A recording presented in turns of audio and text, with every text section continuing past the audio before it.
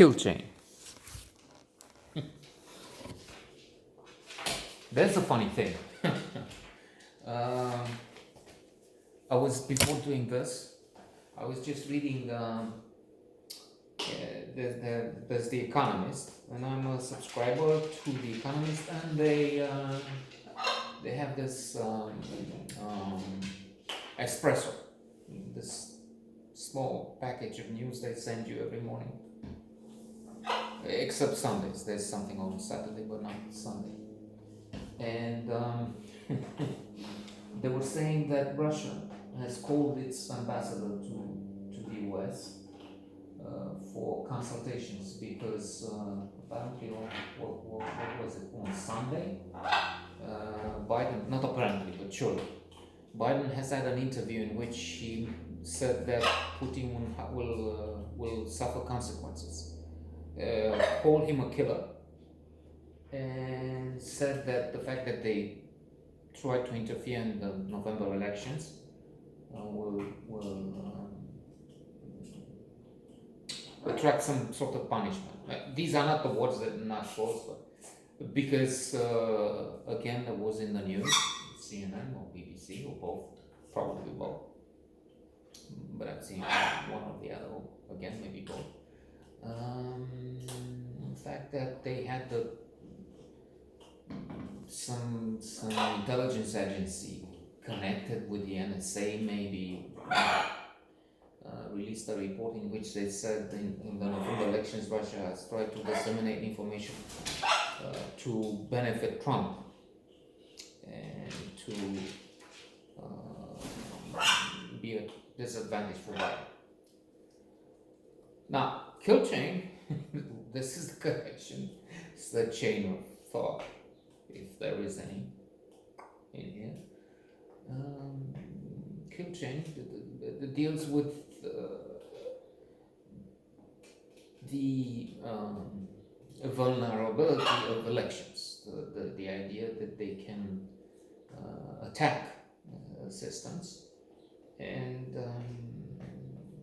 get results, alter the elections, undermine, eventually destroy democracy, and in this is potentially the biggest threat to America and democracies in general, because Russia has attacked America and every single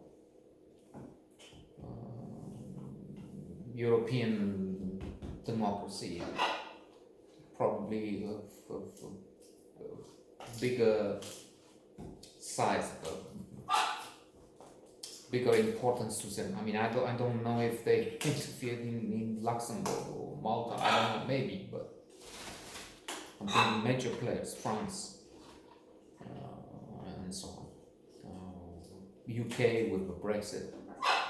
Indeed, it is in this interview, I think, in this documentary, which is great, that they refer to their chief of staff, commander of joint chief, or the equivalent position in Russia. US has the chairman of the joint chief of staff. Anyway, a key position, the one who's Putin, that's the dictator, and then they have a minister of defense, but probably this guy is the head of the army under the minister of defense, even if probably direct with direct orders coming from Putin in case. So he said, okay, Russia cannot compete in terms of tanks, physical assets, missiles, I don't know, conventional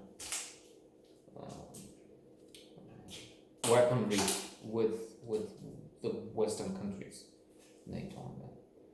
In nuclear, surely both sides have enough to destroy each other and the world. That has been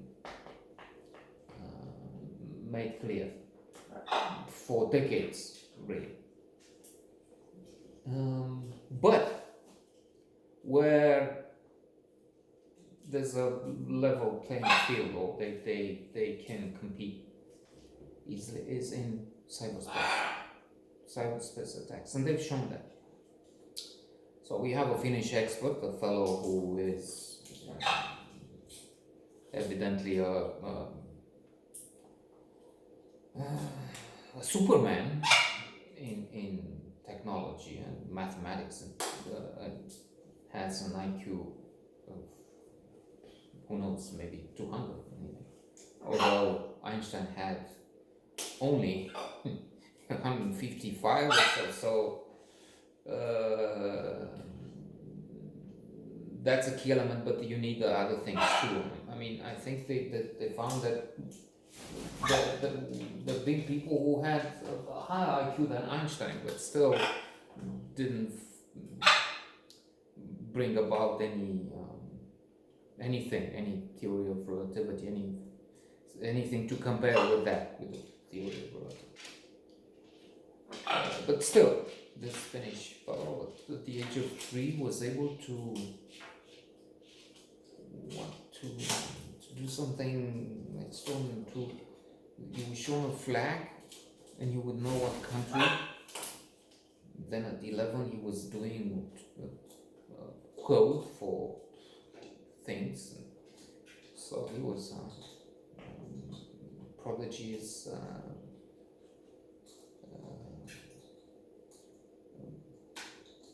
Not covering it is the least we can say. It was super brain early on.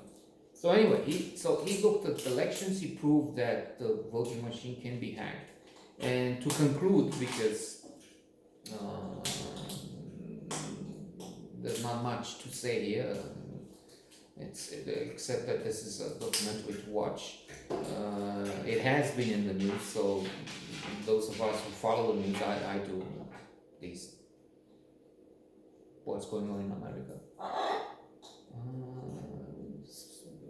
Quite a few things were familiar. I mean, we've seen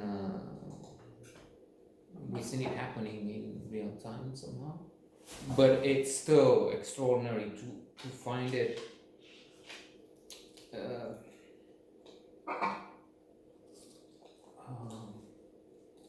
compacted,